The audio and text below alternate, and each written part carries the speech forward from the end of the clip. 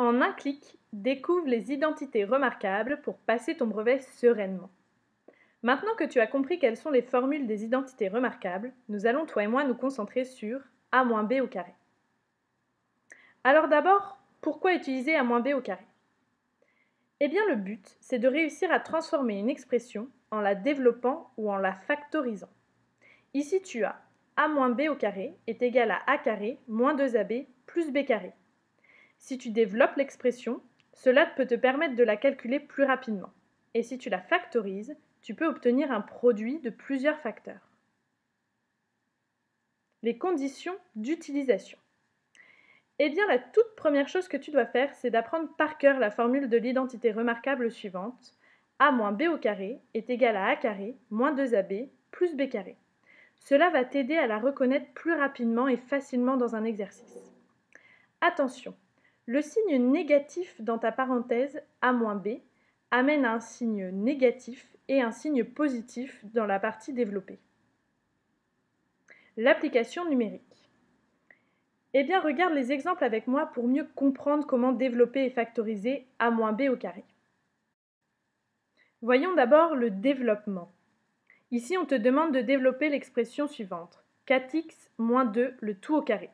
Tu reconnais l'identité remarquable de type a moins b au carré, où on remplace a par 4x et b par 2. Tu obtiens donc, selon la formule que tu connais, 4x le tout au carré, moins 2 fois 4x fois 2 plus 2 au carré.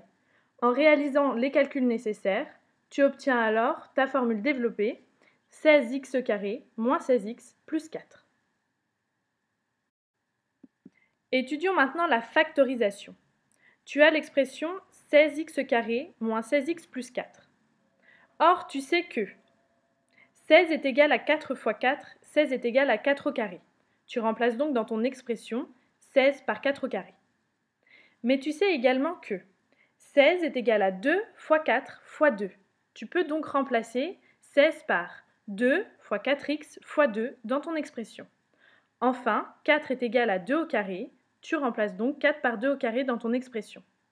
Tu obtiens alors une expression finale, 4 au carré fois x au carré moins 2 fois 4x fois 2 plus 2 au carré.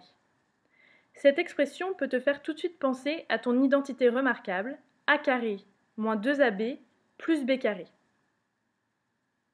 Une fois que tu as fait le lien entre ces deux expressions, tu peux alors résoudre la factorisation par 4x moins 2 le tout au carré. Voilà, maintenant, les identités remarquables n'ont plus de secret pour toi. Résumé des étapes clés.